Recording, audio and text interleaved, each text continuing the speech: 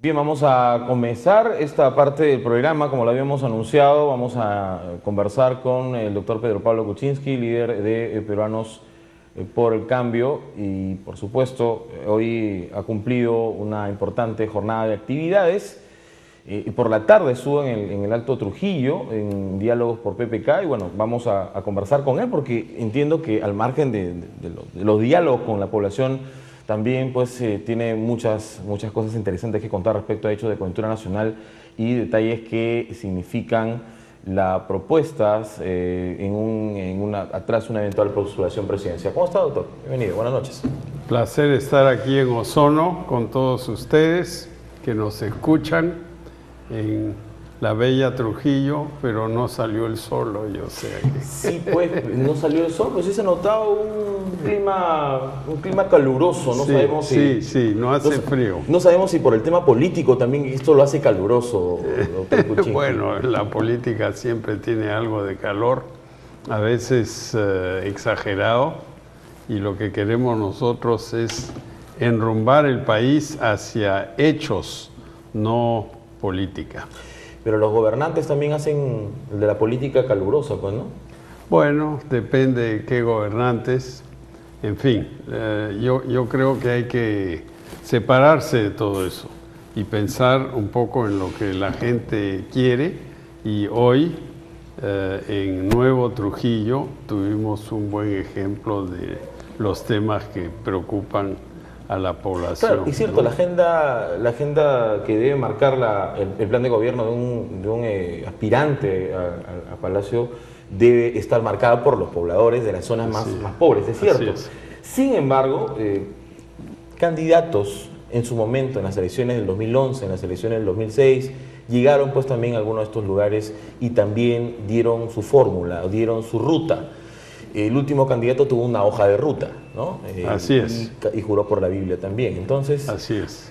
¿Qué habría de diferente, qué habría de especial en la propuesta del 2016 de Pedro Pablo Kuczynski? Bueno, yo creo que la gran diferencia es que yo tengo una trayectoria en el manejo de cosas empresariales, pero sobre todo en el gobierno.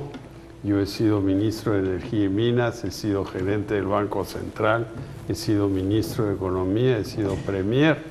O sea, puedo tener maravillosas ideas, pero tengo un desempeño donde he podido ejecutar ideas. ¿Cree que cuando se está gobernando un país se pueden ejecutar las mismas ideas? En algún momento Humala, en una de las entrevistas que daba, dijo de que había encontrado muchas más trabas de las que él esperaba y que le habían hecho frenar o detener o hacer más lento el proceso de la ejecución de propuestas. Bueno, y esta puede ser una justificación de la inexperiencia, pero ¿esto suele suceder? ¿Podríamos encontrar a un PPK gobernando diciendo, bueno, no sabía que estar al mando de un gobierno podría ser tan difícil y todo lo demás? No, yo creo que es difícil, sin duda. Hay que conciliar muchos reclamos, pedidos, pero el que ha estado sentado ahí tiene conocimiento de cómo se hacen las cosas. Ahora, también hay que combinar esa experiencia con ideas nuevas, con propuestas nuevas y tener el coraje de llevarlas a cabo. Si nos remontamos al año 90, cuando el Perú se estaba hundiendo en la hiperinflación, el terrorismo, los apagones, vino un señor que poca gente conocía, llamado Fujimori, y él tuvo el coraje al principio de hacer cosas muy importantes, después se encarriló, etcétera, pero partió bien, digamos. Pero los outsiders ¿son peligrosos los outsiders entonces? O sea, porque finalmente las experiencias que hemos tenido de Fujimori, Humala, hasta el mismo Toledo, ¿no? que fue en su momento una figura política nueva, entonces que no resultó como se esperaba. Bueno, yo diría que el Perú lamentablemente en los últimos más de 50 años ha tenido periodos de retroceso, ¿no? Tuvimos el gobierno militar que en muchas cosas retrocedió al país. Después vino la década del 80, que fue una década perdida en América Latina en general y en el Perú en particular terminamos pues en una crisis económica brutal, ¿no? Y después se fue reconstruyendo en los 90 con una pausa a partir de la segunda mitad de los 90 y entró Toledo, que nadie daba 5 por él, pero empezamos con propuestas muy sensatas. Yo recuerdo en el CADE del 2001, que fue en enero del 2001, en la conferencia anual de ejecutivos, me llama alguien y me dice: ¿tú vas a asesorar a Toledo? ¿Estás loco? ¿Qué te pasa? Y yo dije, bueno, yo creo que este señor va a ganar la elección y hay que asesorarlo bien, y eso es lo que hicimos. ¿Qué pasó con Toledo entonces? ¿Dónde estuvo lo malo? ¿Por qué no debería volver a ganar entonces él? Porque él también yo creo que Toledo tuvo un buen gobierno. ¿Pero por qué no debe volver a ganar entonces? Él no va a ganar porque en este... O no debería en todo caso. No sé si debería o no debería. Yo creo que yo debería ganar. Correcto. Pero... ¿Sobre qué entonces Toledo hizo un buen gobierno? La gente debería decir entonces que vuelva a ganar al señor conocido que ya lo que pasa es que ha tenido un montón de desventuras, acusaciones, que no ha explicado bien el fondo del asunto, y por eso sus números han caído tanto.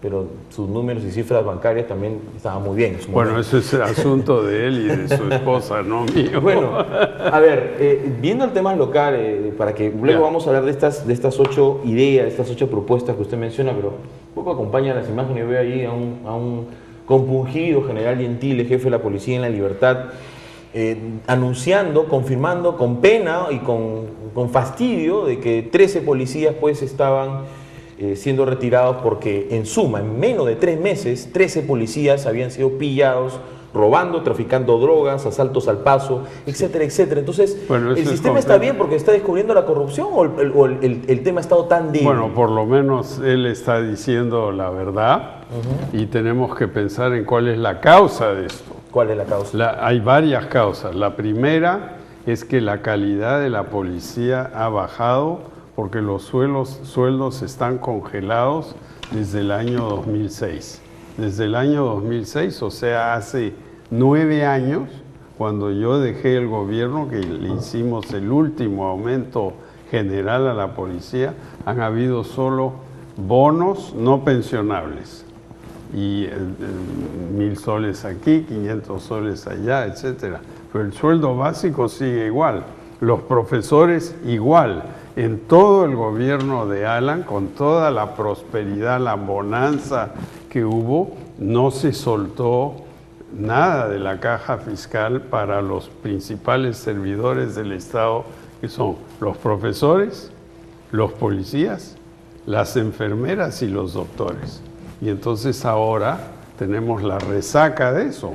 Una es corrupción, 2 es también el apuro en poner más policías no suficientemente entrenados, y por eso la gente en Trujillo, donde estuvimos esta tarde, dice que venga el ejército. Y por eso, pero dicen, ¿quién creemos? Si hay 13 policías en los cuales nosotros le confiamos nuestra seguridad, claro, que nos empiezan a robar, entonces ¿quién creemos? ¿No? Está bien que venga el ejército, pero en operativos puntuales, no como una rutina de todos los días, porque también la gente cree que el ejército es inmenso. El ejército del Perú es minúsculo. Se ha ido reduciendo a lo largo de los años. Todo el ejército del Perú son 30.000 soldados, la mayoría de los cuales ni siquiera están pagados un sueldo mínimo, ¿no? Entonces, yo creo que lo que necesitamos es organización. Igual que esta mañana estuvimos en un colegio de chicos desventajados, ¿no? Con habilidades diferentes, ¿no? Exacto. Se le llama así. Y había un caño en el colegio, había baños, pero no había agua. O sea, el tema no es que no hay agua, es que no hay organización para poner el agua en los tubos. Y ahora, en Nuevo Trujillo, obviamente, ni hablar de agua, ¿no? Ahí no hay ni tubos ni nada. Bueno, pero en este caso también tenemos colegios que tienen infraestructura, pero no tienen profesores, ¿no? Y hemos visto este año que estaban haciendo clase en la calle, estuvieron haciendo clase en el claro. sí, entonces. Claro. ¿Por qué? Porque le falta profesores y su auxiliar tenía que hacerle clases. Bueno, hay un problema también de inversión, ¿no? Falta, dicen colegios, falta tecnología para los colegios y falta profesores. Y falta profesores. ¿Y por qué la gente no quiere ser profesores? Porque pueden ir a trabajar a un banco y van a ganar el doble. Entonces, ¿para qué ser profesor? Por eso tenemos que ir reajustando las remuneraciones, no en una demagogia política inflacionaria, pero hay que reajustar poco a poco. Pero a la gente parece que le gusta la demagogia política, ¿no? No sé, Pero ojalá eso, no. A ver, pero eso no fue lo que entusiasmó en Alan García en su victoria del 2006, aparentemente, ¿no? No, yo creo que ¿Cuál fue la fórmula, el secreto del éxito de Alan García? No, la fórmula del éxito de Alan García fue primero que le ganó a Lourdes Flores por un margen pequeñísimo en las mesas de votación, y dos, porque la gente que tenía plata en el Perú le tenía un pánico a Ollanta Humala. En la siguiente elección, Ollanta Humala cambió su libreto, dándose cuenta de eso, y entonces la gente votó por él. Pero aún así ganó contra Keiko por un porcentaje bien pequeño, ¿no? Y ahora las encuestas dicen que se está, digamos que, cerrando el círculo. Bueno, estamos todavía varios meses, ¿no? Sí. Usted sabe que estas cosas cambian, son muy fluctuantes. No hay ninguna sensación triunfalista por el momento que le diga, ¿sabes que ya estoy en segunda vuelta? No. Aquí lo que tenemos que tener es un buen equipo, no darnos palmadas en el pecho, decir somos Tarzán, porque no somos humanos, pero tenemos que trabajar. Si no se trabaja en equipo, no se llega a hacer las cosas que hay que hacer. Porque ¿cuál es la gracia de ser presidente del Perú? Estar sentado en un desfile militar, vivir en palacio donde hace frío, y me dice Alan García que por ahí circula una fantasma todas las noches. Y a mí no me interesa estar con la fantasma todas las noches. Yo prefiero estar en mi casa. Lo único que me interesa es que el Perú, en el cual yo he trabajado 55 años, empiece a cambiar y mis nietos, hijos, tengan un país mejor. ¿Serán fantasmas o serán políticos que se resisten a morir, políticamente hablando? No. Ya generacionalmente la política... Bueno, yo creo que la política ha cambiado porque la juventud, sobre todo la juventud que ha tenido la oportunidad de ir a la universidad, ya no cree en el balconazo, en el estrado, en el gran discurso. Ahora lo que quieren es una cosa más directa, simple y al grano. Usted menciona dentro de su propuesta asegurar un gobierno firme y eficaz. Esto para que la gente entienda. Aquí su equipo me ha alcanzado las 8 ideas PPK. Sí, aquí está. Dice, aquí está. Asegurar un gobierno firme y eficaz, claro, ¿no? De hecho, que esto es un resumen con gente preparada que haya autoridad de justicia del pueblo. Pero siempre el principal error de las personas es que no elige bien a sus funcionarios, o el sistema electoral permite que lleguen funcionarios públicos de cualquier lugar, sin preparación, y con una hoja de vida muy compleja. Aquí está bien explicado que lo que tenemos que hacer es crear una élite administrativa que entren por examen y circulen por todas las instancias del gobierno, no solo el gobierno central, sino vengan a las regiones, por ejemplo, Ancash, donde ha habido problemas en Tumbes, ha habido problemas en Ayacucho. Si hay un servicio civil de primer nivel que va a circular entre los ministerios en Lima, las regiones, las grandes alcaldías, y va a ser gente bien pagada, con una escala predecible y que no se va a cambiar a cada rato, vamos a tener de aquí a 5 o 10 años un gobierno mucho mejor. Otra cosa que quiero hacer, pero para eso necesito una ley del Congreso, es tener menos ministerios. Tenemos 19. ¿Y a cuánto debería quedar? Yo creo que no debe quedar más de una docena, 10 a 12. Y ¿Ah, sí? cada área va a tener una secretaría. O sea, por ejemplo, pesca, una secretaría. Pesca es parte de producción. Ambiente, cultura y turismo. Aquí tenemos Chan, la Huaca del Sol y de la Luna. Hay basura en el camino. El ambiente no tiene plata. El Ministerio de Cultura no tiene ni 3 centavos. Aquí, por ejemplo, la Huaca del Sol y de la Luna está financiada por donaciones del exterior Privada, y la boletería. Y el Ministerio de Cultura no le da ni 3 centavos. Entonces, vamos a tener un secretario de Cultura o secretaria que va a ser un funcionario y va a llegar el nuevo gobierno y no lo va a cambiar.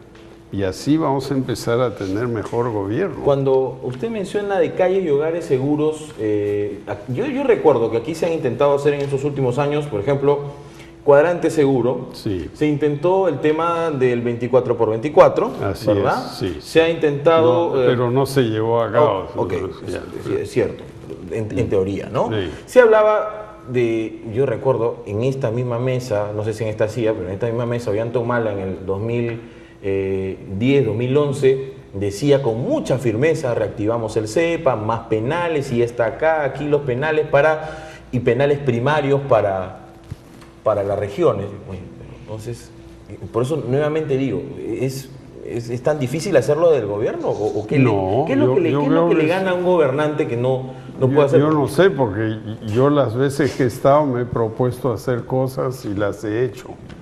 Y por ejemplo, me dijeron, ¿cómo vas a quitar el impuesto de solidaridad? Yo era el ministro de Economía que está supuesto recaudar impuestos.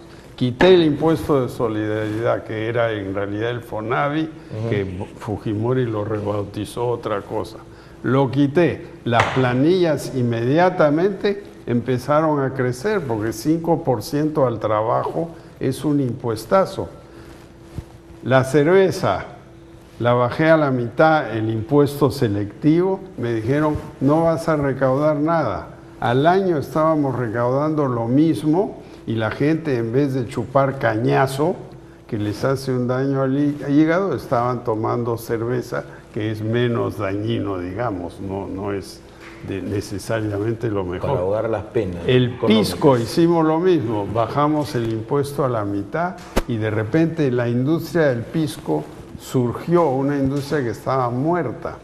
Yo creo en bajar impuestos y recaudar más. Bajar impuestos y recaudar más. Ahora, en el tema, para volver al tema de la seguridad, Sí. porque Trujillo tiene una característica importante, y en la tarde que tuvimos la oportunidad de estar en el Alto Trujillo lo conversábamos un poco. Ha tenido varios fenómenos sociales que prácticamente se ha institucionalizado este tema de la recaudación de cupos, como si fueran empresas formales dentro del AMPA. Así ¿no? Y no sabemos si es que con complicidad de jueces fiscales, como se han demostrado en algunos informes periodísticos, esto sigue caminando, y este es un negocio redondo donde ya se ingresa al lavado de activos. Están todos metidos. Exactamente. Entonces, Bueno, lo primero que ¿cómo se tenemos los que poderes del hacer, Estado? lo primero que tenemos que hacer es que los jueces, fiscales, Ministerio Público, todos pasen por un filtro que ya existe, que se llama el Consejo Nacional de la Magistratura, pero con un consejo de verdad, no unos nombramientos políticos. Tienen que ser 5 o 6 personas de reconocida trayectoria, no representantes del colegio. Oiga, pero el presidente de la República puede controlar esos nombres y que esos nombramientos No, eso sean es políticos. una ley, hay que claro. cambiar la ley, ¿no? Hay que cambiar la ley y le vamos a decir a todos, tú pasas por ahí. Si tú no pasas, chao. Miren, si es que este Congreso no puede elegir al defensor del pueblo, entonces ¿qué le va? Bueno, yo he hablado de eso durante 4 años. Se demoraron 3 años en poner directores del Banco Central. Por eso nosotros estamos trabajando en tener bases sólidas, congresistas que todos van a pasar por un filtro, y ojalá tengamos un número significativo de congresistas. Y justamente eso iba, ¿no? Necesita el presidente de la República un Congreso que lo respalde. Ahora, y esto es lo que está pasando con Ollantumala, dice, no nos dejan trabajar, no nos dejan hacer las reformas que el país necesita, dice Cateriano, ¿no? El primer ministro, y dice, bueno, haremos lo que tengamos que hacer, vamos con decreto de urgencia. Entonces, ¿este es el camino? ¿Ya la conciliación se acabó? ¿Le era una paciencia? ¿Usted le dio la mano a Cateriano creyendo que tenía un papel más conciliador? Yo conozco a Cateriano, yo creo que es una persona muy inteligente, con ideas claras. Ahora, él es el último primer ministro de este gobierno que ya ha tenido 6 primeros ministros anteriores, ¿no? Eso es un montón de primeros ministros. Es casi como comprarlos a granel, ¿no? Yo creo que tenemos que tener gobiernos estables. Un ministro juramenta y se queda los 5 años. Una ministra juramenta como primera ministra, como cancillera, lo que sea, se queda 5 años. Porque todo esto así, por ejemplo, la policía, en los últimos 15 años hemos tenido 20 directores de la policía. O sea, ni siquiera pueden calentar el sillón en el cual se sientan y ya se van, ¿no? Pase al retiro, esto. Y eso no funciona en un país civilizado, moderno. La cosa no es así. Aquí somos primitivos. Esto de los cupos, hay que empezar a agarrar gente y adentro te vas. Y te vas a Chayapalca. ¿Qué pasa con los penales? Porque los penales están llenos, están saturados. Bueno, Humala dijo, vamos a construir más penales. Pero hay que construir más penales. Y ahí sí que los haga el sector privado y le pagamos tanto por coco por día. No hay otra. Hablando del sector privado, ¿qué opina de lo que pasa en Sedalip? Ya también estamos conversando de este tema.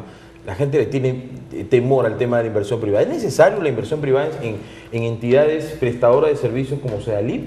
Bueno, Sedalip, yo no conozco el detalle de Sedalip, pero si es como las otras EPS, de las cuales hay más de 50, toditas, sin excepción alguna, son un desastre abismal. Bueno, entonces sí está hablando de Sedalip, ¿no? No, ahora...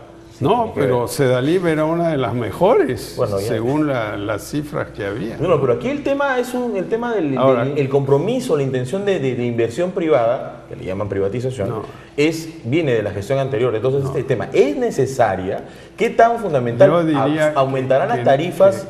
Claro. ¿Inestabilidad laboral? Yo diría que no es necesario.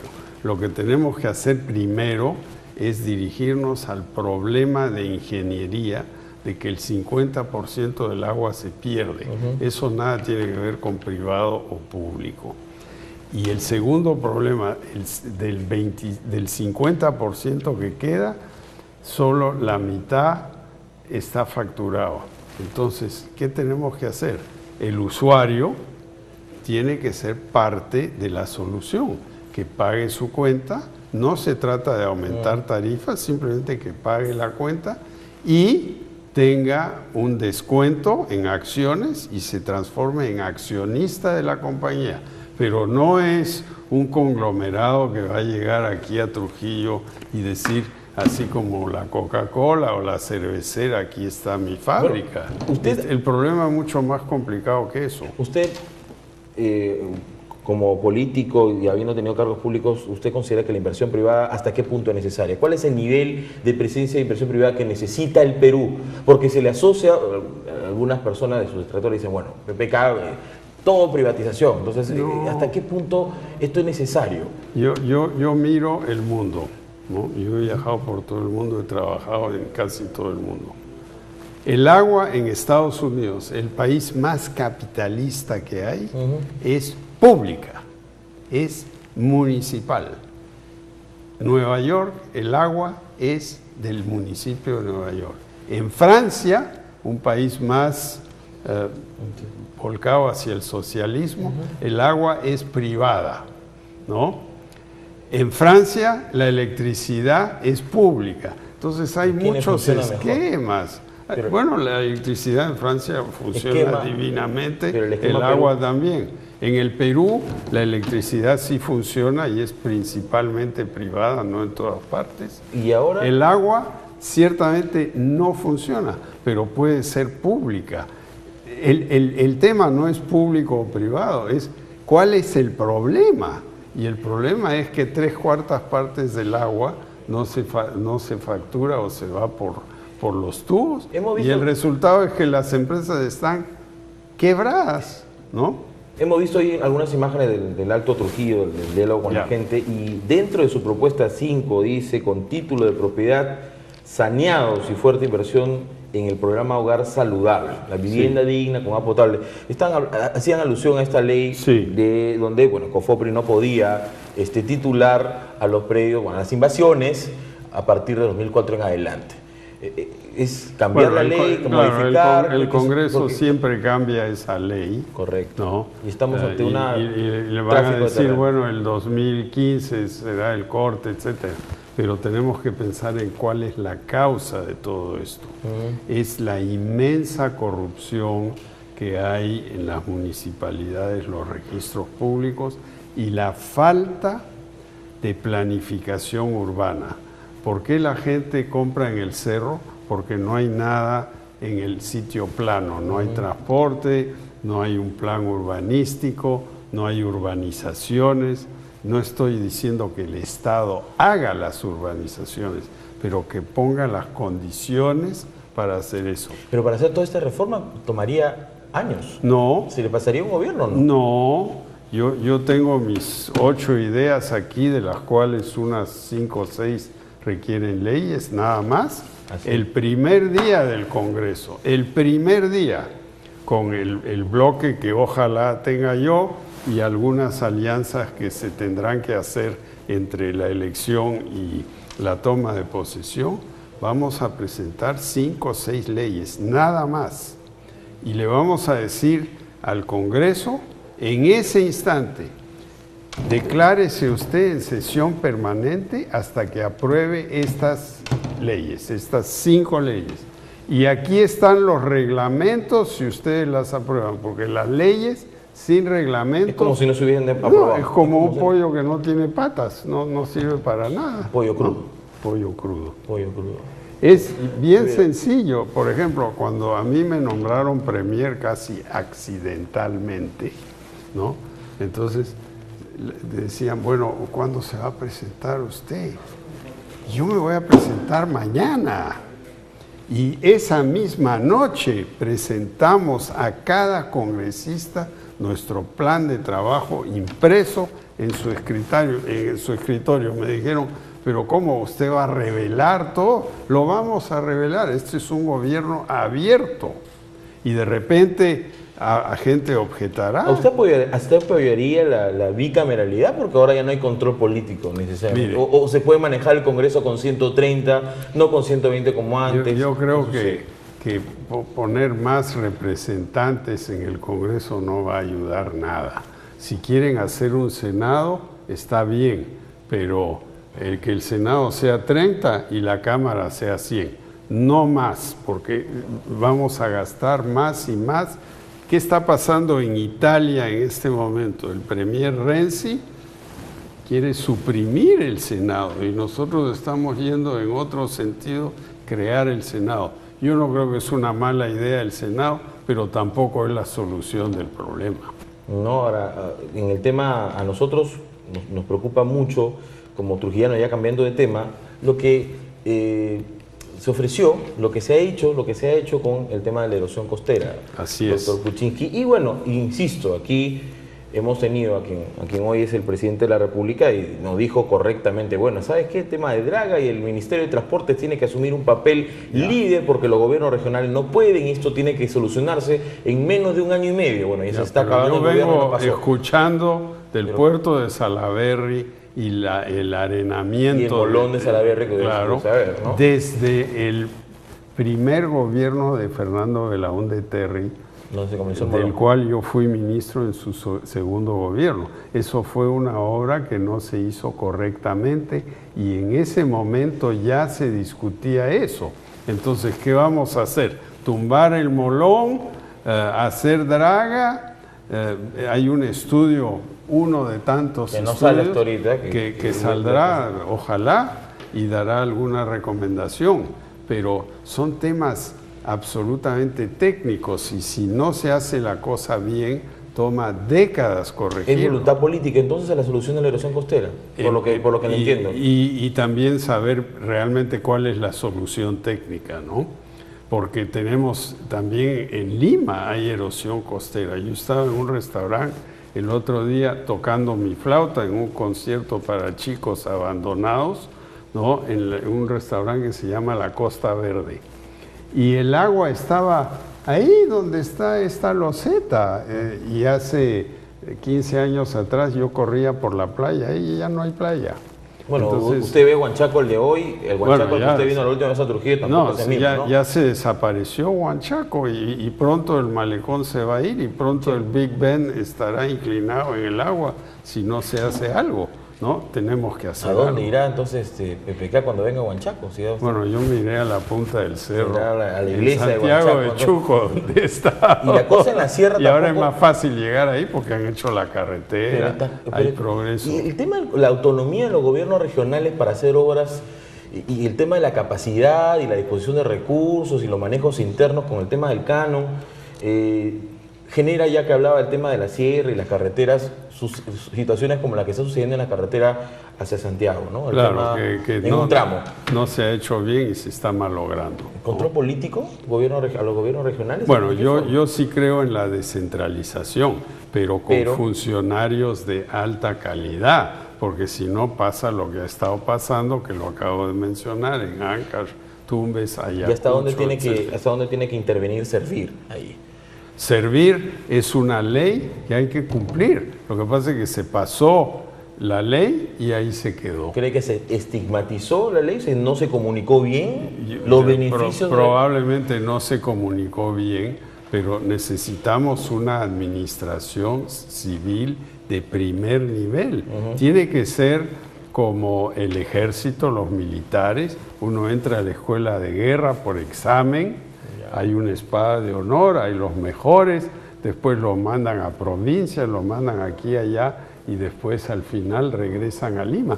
La Iglesia Católica es lo mismo, entran de seminaristas y terminan como arzobispo de Trujillo o lo que sea, ¿no? Y un problema entonces no comunicar correctamente. En parte. Y lo mismo sucedió con la famosa ley Pulpín. ¿Se considera que esta ley nació muerta o fue un problema de que la estrategia de comunicación? Yo creo que la ley Pulpín no ataca el verdadero problema. ¿Cuál es el verdadero problema? En el Perú, casi 2/3 de los trabajadores son informales. ¿Por qué? Porque 2/3 de las empresas son informales. ¿Y por qué son informales? Porque el papeleo y los impuestos, 30% de las utilidades, son completamente insostenibles. Entonces tenemos que cambiar eso y ya no se necesitará ninguna ley Pulpín ni nada. Las empresas contratarán a la gente que sean jóvenes, que sean mayores y les pagarán su seguro de desempleo, sus vacaciones, etc. ¿Y hasta dónde podría subir el salario mínimo vital si es que se aplican estas leyes? Bueno, si tenemos una fuerza laboral formal, no de 27%, que es lo que hay ahora, sino de 60, 70%, entonces puede subir.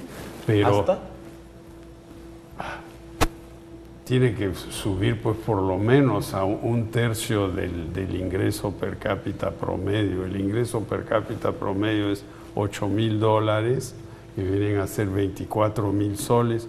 1/3 de eso es 8,000 soles. Eso es perfectamente factible, pero en una economía formalizada. Si es una economía informal, que es lo que tenemos ahora, entonces todos van a contratar fuera del sistema, ¿no? Y no van a contratar a nadie que exija un contrato laboral, a nadie. Entonces, que el aumento del salario mínimo es una de las medidas de salida del gobierno de Ollanta Humala como para congraciarse con algunos sectores. Bueno, y todo lo demás, ¿no? y lo pueden subir 50 soles y no pasa nada, y si suben 100 soles tampoco pasa nada. Pero lo que no está pasando es que 2/3 de los trabajadores no tienen ningún beneficio social y les estamos aumentando a una minoría, ¿no? El salario mínimo afecta a 5% de la fuerza laboral, o sea, bien pequeño. Seguimos... Bueno, seguimos con la propuesta 7, la 7. Ahora, mañana es el día del campesino, ¿no? Agro, claro. Pero dice, invirtiendo en el desarrollo del agro con tecnología. A ver, el tema de la agricultura. Alan García pues hablaba del Banco Agrario, ¿no? De esta gran oportunidad para los créditos. El Banco Agrario lo volvió a crear Alejandro Toledo. Antes se llamaba el Banco Agropecuario, y en el gobierno de Alan, con la hiperinflación, los bancos de fomento quebraron todos y se suprimieron. Yo en mi época de ministro de Energía y Minas tenía el Banco Minero. El Banco Minero salvó a mucha gente que estaba a punto de quebrar. Yo creo que tenemos que volver a crear el Banco Minero, pero con capital mixto, estatal y privado, para de esa manera ir limando el problema de la minería informal, porque nadie controla. ¿Y quién controla? Los habilitadores. ¿Y de dónde sacan la plata? Del lavado de dinero.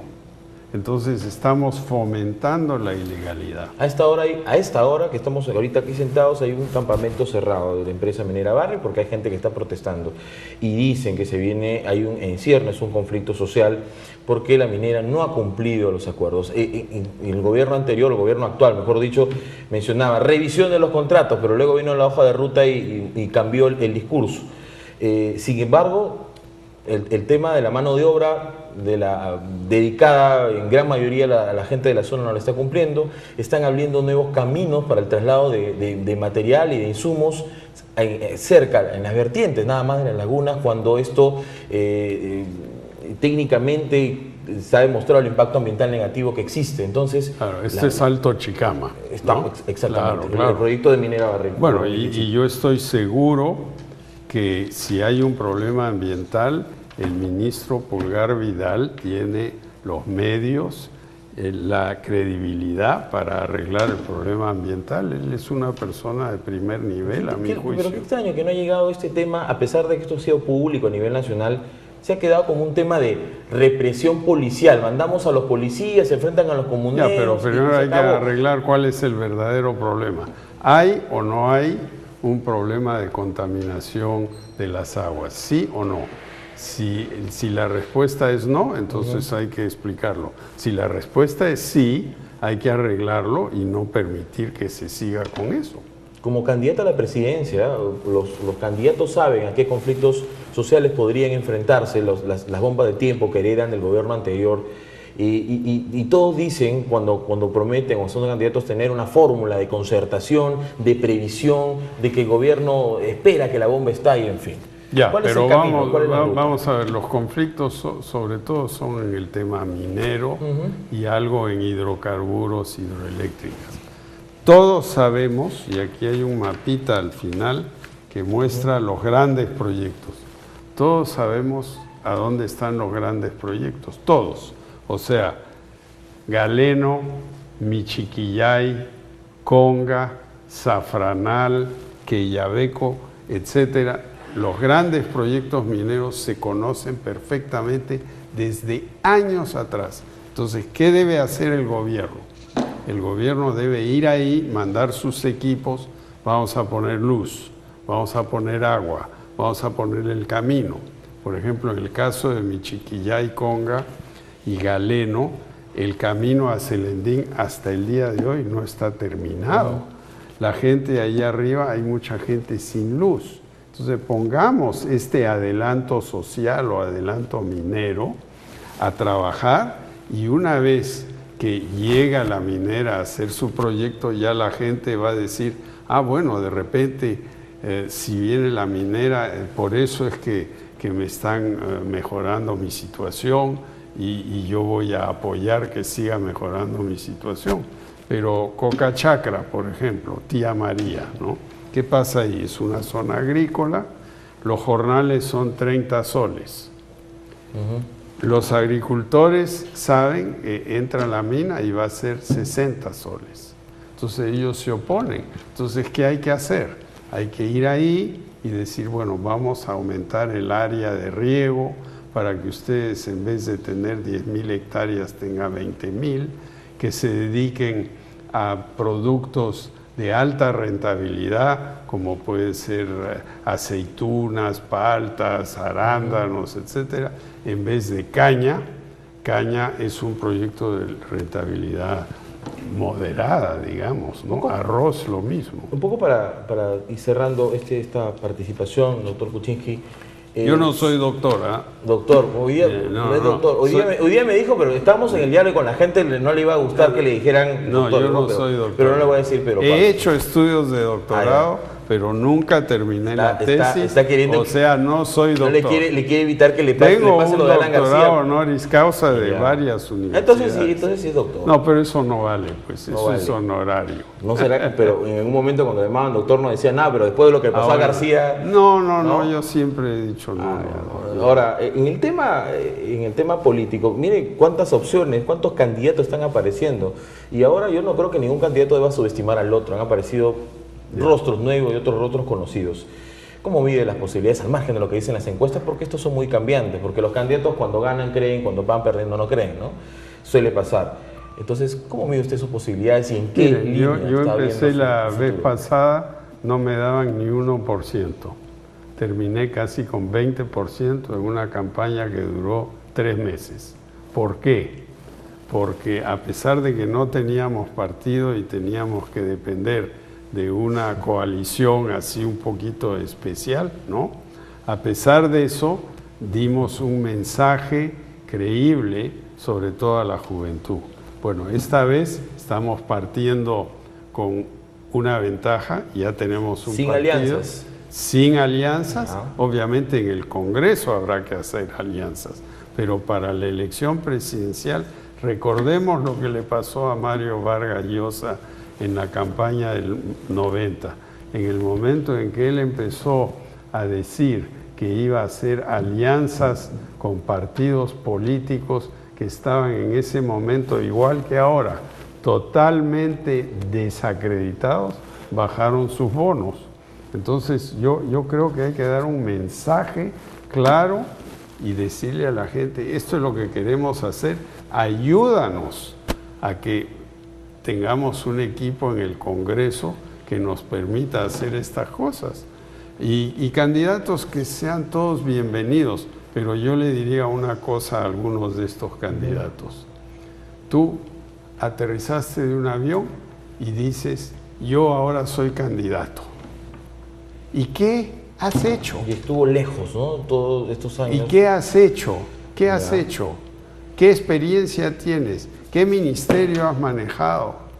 Ah, no, es que yo soy nuevo. Pero dice, me voy a rodear de personas técnicas porque nadie comienza... No es así, ¿no? Pues, no es así. Pero no se le puede dar la oportunidad a un peruano sin experiencia en la gestión pública. Si tú vas a ser arzobispo, tienes que haber pasado por la iglesia del pueblo primero y has ido subiendo. Si tú quieres ser general, empiezas el cuartel de abajo y vas subiendo. Si tú quieres ser presidente, tienes que tener experiencia.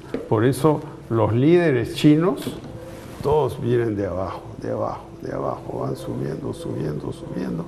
Y llega Deng Xiaoping, que fue el mandamás de China durante una década y media, fue el hombre que cambió China, y tenía 80 años, ¿no? Yo no lo digo en justificación a mi situación, porque yo no tengo todavía 80 años.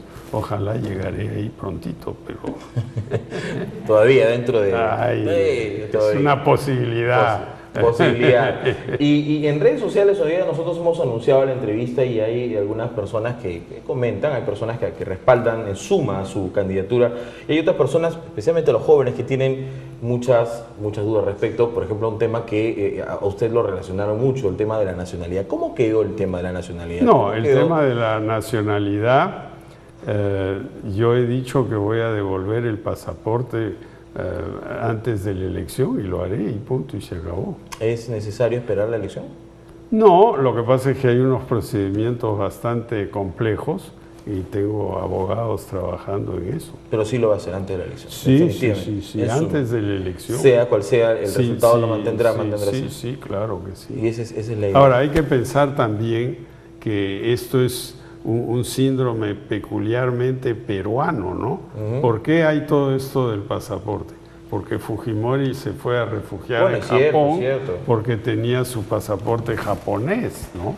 Los antecedentes, pues, ¿quién asustan, es el primer ministro de Francia? El señor Manuel Valls. El señor Manuel Valls es catalán. Claro que tiene pasaporte francés, pero nació en Francia. La alcaldesa de París, una señora Díaz, nació en Madrid. El primer ministro de Italia, Mario Monti, nació en Córdoba, Argentina. Aquí somos un poquito restrictivos pensando que hay 2 millones de peruanos que viven en Estados Unidos y la mayoría tienen pasaportes americanos y pueden votar aquí, incluso pueden votar por 2 congresistas, los peruanos en el exterior. Entonces, yo no estoy justificando, yo siento que gente dice, bueno, etcétera, y he dicho que lo dejaré y lo dejaré, ¿ya? Pero si fuéramos un país más moderno, este tema no debería estar ni en la agenda. No debería estar en la agenda porque uno llega a Europa, al aeropuerto de Ámsterdam, dicen, usted vive en el Perú, y lo miran, ¿no? Le revisan la maleta, usted trae droga, ¿no?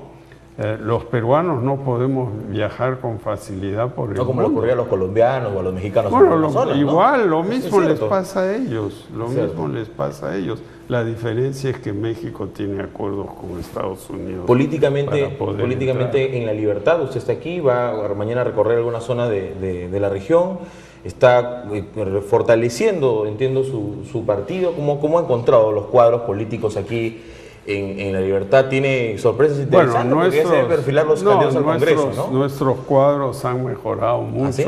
Desde la vez pasada hay un equipo que está trabajando muy fuerte.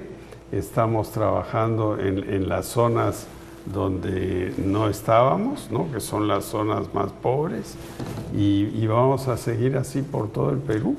¿Está hablando ya de los candidatos al Congreso por La Libertad? Recuerda, mire que son baluartes muy importantes para conseguir los votos. Primero, todos tienen que pasar por el tubo. Al final del tubo hay un cazador de cabezas que si no pasan bien el tubo, les corta la cabeza. O sea que si usted hubiese tenido, por ejemplo, a César Acuña, no lo hubiese hecho pasar por el tubo porque nunca declaró nada, ¿no? Bueno, pero él nunca fue candidato mío tampoco. Pero sí estuvo en una alianza con usted. Si lo dijo, yo creo en PPK, y están los ejemplos. Pues está bien, él lo dijo y me parece magnífico que haya dicho eso. Nunca pasó por ningún filtro, ¿no? Así, pero las leyes deberían ser más drásticas para esto, ¿no? Yo creo que sí, ¿no? Yo creo que sí. Ahora, César Acuña lo eligió la gente de La Libertad, o sea que eso es un filtro, ¿no? Bueno, ya vemos los filtros que tendremos aquí. Bueno, pero para los congresistas yo creo que tiene que haber un filtro. Yo creo que es necesario, ¿no? Y para todos los altos funcionarios del gobierno, ministros también, para que no haya más escándalos. Come pollo, roba cable, etcétera, etcétera, etcétera. Pero ahora es un congreso de denuncia, no es un congreso, no es un parlamento, es una fuente, es un ágora de acusaciones, de investigaciones, ¿no? Si tú vives en una casa de vidrio, no tires piedras, pues es lo que yo les diría. Pero Pablo Kuczynski tiene personajes alrededor tan sombríos como Martín Belaunde, por ejemplo. Miren lo que se descubrió. No, yo tengo un amigo que se llama Martín Belaunde Moreira, que es congresista. Un caballero, ¿no? Pero nada con personajes siempre claros, porque miren lo que apareció en el gobierno de Vivian Tomás. Así es, bueno, ya veremos en esperaremos lo que viene. Usted va a continuar con los diálogos. Es una forma de acercarse a la gente, entiendo, ¿no? Sí. Empezamos en una zona muy pobre de Lima, que se llama Lomo de Corvina, de ahí nos fuimos a Jicamarca, que es una zona todavía más pobre. Después hemos estado en un barrio pobrísimo de Huacho que se llama Agua Dulce. En fin, hay una larga lista de lugares donde hemos deambulado, escuchando, sobre todo escuchando, ¿no? Si usted estuviera en segunda vuelta, ¿con qué candidato cree que tendría la competencia más difícil, más dura? Yo con cualquier Con candidato, cualquiera. si están en segunda vuelta, va a ser una competencia difícil. Lo mejor sería no llegar a la segunda vuelta y ganar en la primera, ¿no? ¿Así? Bueno, siempre es bueno lo que digo. Muchas gracias, doctor. Bueno, no le quiere que le diga doctor. No, señor Pedro Pablo Cuchín. Pablo nomás. Muchas gracias por la muchas visita y bueno, vamos a esperar lo que viene. Le deseamos suerte como a todos los candidatos que por aquí pasarán. Muchas gracias. Vamos a la pausa y retornamos con más. No se muevan.